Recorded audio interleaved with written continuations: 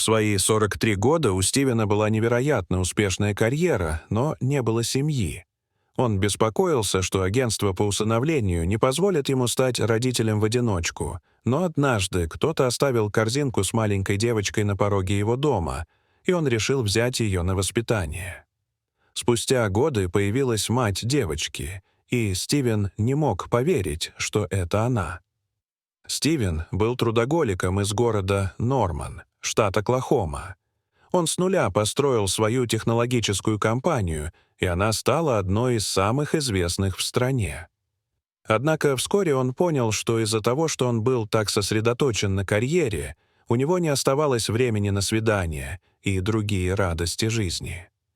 Сначала это не имело большого значения, но внезапно, после того, как ему исполнилось 43, это стало единственным, о чем он мог думать. Стивен. Такое случается сплошь и рядом. Люди думают, что их жизнь заканчивается, как только они достигают определенного возраста. Это нормально.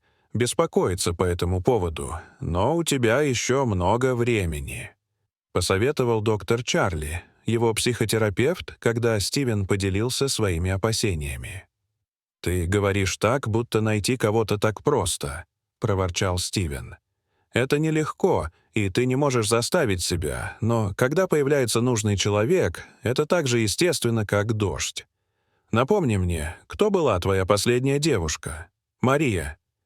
«Давно ее не видел», — скачал Чарли. «На бумаге мы казались идеально подходящими друг другу, как профессионалы, так и техники, но в итоге у нас ничего не получилось», — сказал Стивен. «Ты навязал отношения тому, кто, по твоему мнению, был бы совместим с тобой. Вот что я тебе говорю, Стивен. Вы можете активно искать новых отношений, но они должны протекать естественно.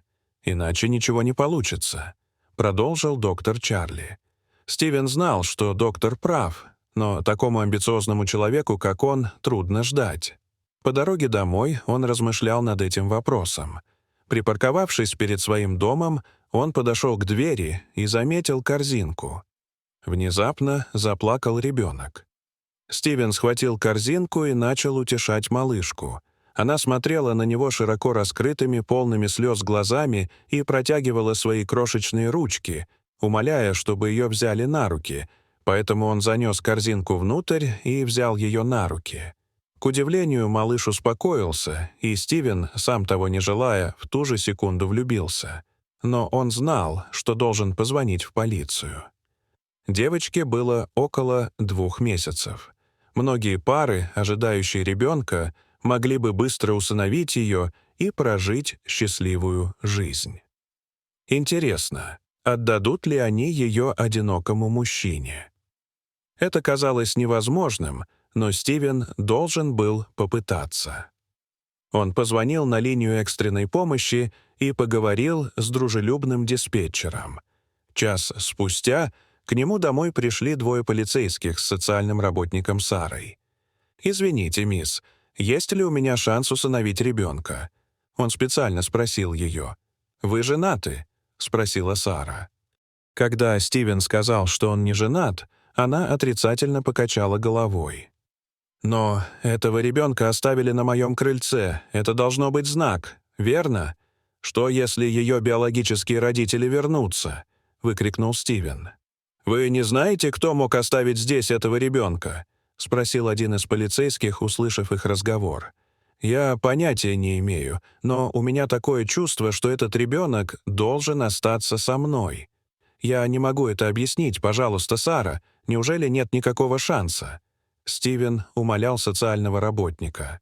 «Я ничего не могу обещать, но я помогу, как только эти офицеры прояснят вашу историю. Если никто не вернется, чтобы забрать этого ребенка, мы начнем официальный процесс», — согласилась Сара. Стивен горячо поблагодарил ее за все. Она забрала девочку, так как ребенок должен был остаться в сертифицированной приемной семье, прежде чем его передадут на постоянное местожительство. Несколько месяцев спустя Стивен, несмотря ни на что, стал ее официальным приемным отцом. Сара вступилась за него, хотя несколько других семей хотели забрать ребенка. Как бы то ни было, девочка теперь принадлежала ему, и Стивен был полон решимости стать лучшим отцом в мире. Теперь ему нужно было выбрать имя для ребенка, и Стивен выбрал Маргарет. Он не был особенно религиозен, но Маргарет была как дар, упавший с небес прямо к его порогу. Во время поиска имени в интернете он обнаружил, что Маргарет в переводе означает «дар милосердного Бога», что показалось ему подходящим. Как только все документы были готовы, Стивен погрузился в свою новую жизнь в качестве отца и никогда не оглядывался назад.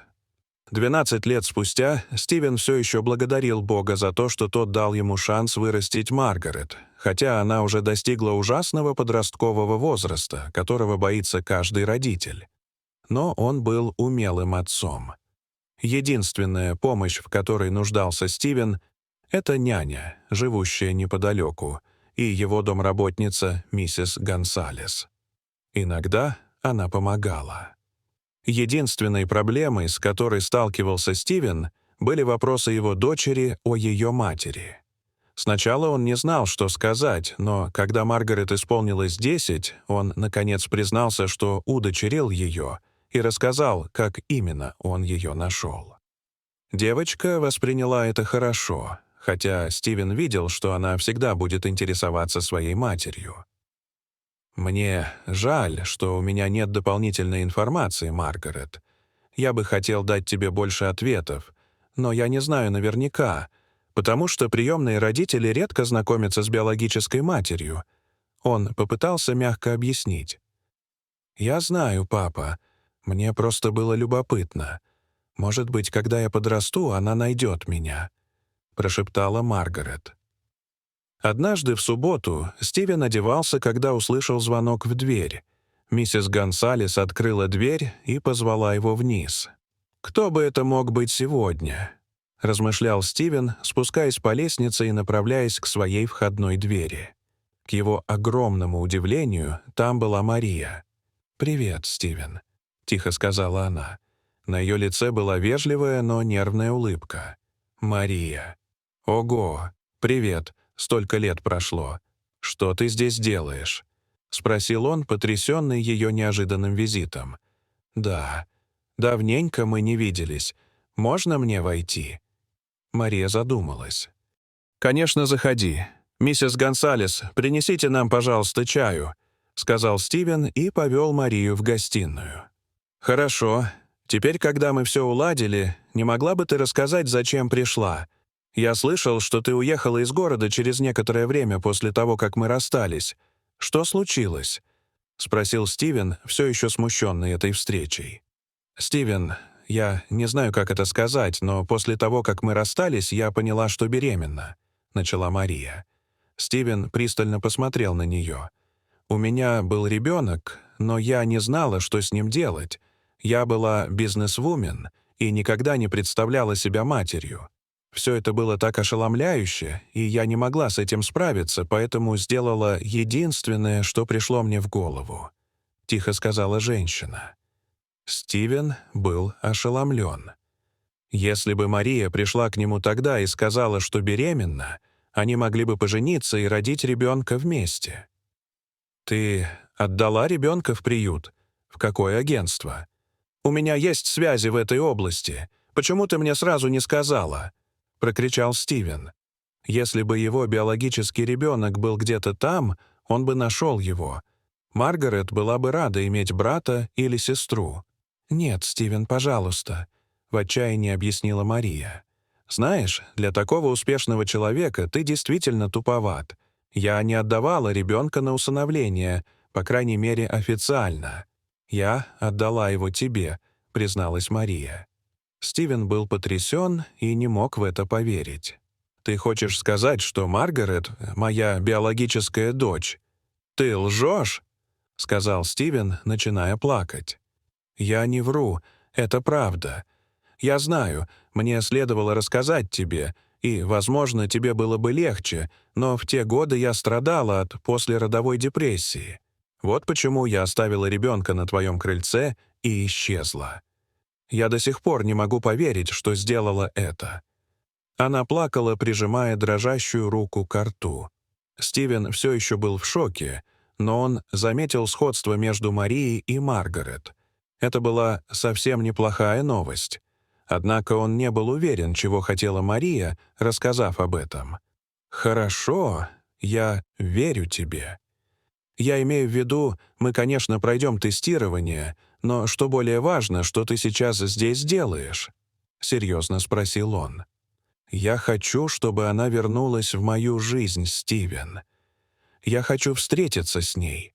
Я хочу быть ее матерью, если это возможно. Но есть кое-что еще». Начала она, но остановилась. «Ты и так просишь слишком многого. Чего еще ты хочешь?» Он спросил с подозрением. «Я хочу, чтобы у нас завязались отношения. Нам за 50, Стивен, и я больше не хочу быть одна. Не пойми меня неправильно, мне по-прежнему нравится заниматься карьерой, но, если есть хоть какой-то шанс, у меня может быть полноценная семья, я хочу им воспользоваться». Мария эмоционально призналась в этом. Стивен не думал, что сможет еще больше удивиться, узнав, что Маргарет — его биологическая дочь. Но теперь Мария предлагала ему то, что он отчаянно искал 12 лет назад. Он не знал, что сказать, когда Мария заговорил снова. «Я знаю, что прошу о многом, но я хочу, чтобы ты хорошо это обдумал. Мы могли бы быть вместе и продолжать растить Маргарет счастливой семьей, но если ты этого не захочешь, я обращусь в суд, чтобы вернуть свою дочь», — внезапно призналась Мария. Стивен прервал ее резким смехом. Он знал, что здесь кроется подвох. «Как ты смеешь приходить в мой дом и требовать такого? Это даже не требование, это угроза. Я собирался позволить тебе встретиться с ней без проблем, но ты действительно думаешь, что сможешь выиграть суд после 12 лет одиночества? Я не знаю, какой у тебя адвокат, но он шарлатан», — сказал Стивен. «Успокойся. Я не потерплю, чтобы со мной так разговаривали. Эта девочка — моя дочь», — закричала Мария. «Я думаю, ты забыла, что только что сказала мне, что она и моя тоже. А теперь убирайся из моего дома, пока я не позвонил в полицию, и не смей больше к нам приближаться». Стивен закричал и указал на входную дверь. Мария сердито посмотрела на него и убежала. Стивен снова сел в гостиной и попытался успокоиться. Несмотря на свой гнев, он понимал, что так все не может закончиться. «Маргарет была бы рада встретиться с матерью и узнать получше», — подумал он, успокоившись. Стивен не хотел идти в суд или вообще видеть, как страдает Маргарет, поэтому он решил обратиться за советом к своему психотерапевту. Доктор Чарли посоветовал ему наладить отношения с Марией ради Маргарет. Доктор был прав, поэтому Стивен позвонил Марии и извинился за свою вспышку. Мария также извинилась за недоразумение, возникшее дома. «Я знаю, это прозвучало как угроза, но, думаю, дело просто в том, что я полна решимости стать отличной мамой. Пожалуйста, Стивен, дай мне шанс». Она умоляла и плакала по телефону. Они проговорили несколько часов и договорились не торопиться. Они познакомят Марию с Маргарет, когда девочка будет готова.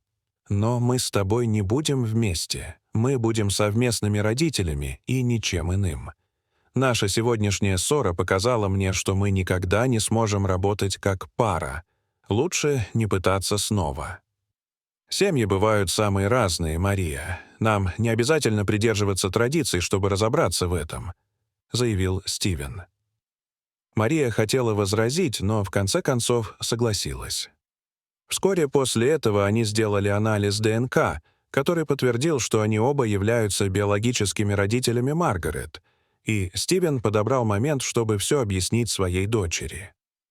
Несмотря на то, что девочка годами расспрашивала о своей матери, поначалу Маргарет колебалась, но они вместе с доктором Чарли помогли ей привыкнуть к новой жизни. В конце концов, Стивен и Мария стали хорошими родителями, и Маргарет выросла и стала еще лучшим профессионалом, чем они. Годы спустя Стивен понял, что поступил правильно. В день свадьбы Маргарет сказала ему кое-что, что он никогда не забудет. «Папа, я так и не поблагодарила тебя. Ты, наверное, не хотел иметь ничего общего с моей матерью, когда она застала тебя врасплох, но ты знал, что я хотела встретиться с ней. Спасибо тебе», — сказала Маргарет. «Ты моя дочь. После того, как ты появилась в моей жизни, моей единственной целью было сделать тебя счастливой». Со слезами на глазах ответил Стивен и повел ее к алтарю, надеясь, что ее будущий муж преследует ту же цель. Дорогие зрители, что вы думаете об этой истории? Расскажите, пожалуйста, в комментариях. А если вам понравилось это видео, то ставьте лайк и подписывайтесь на наш канал. До свидания.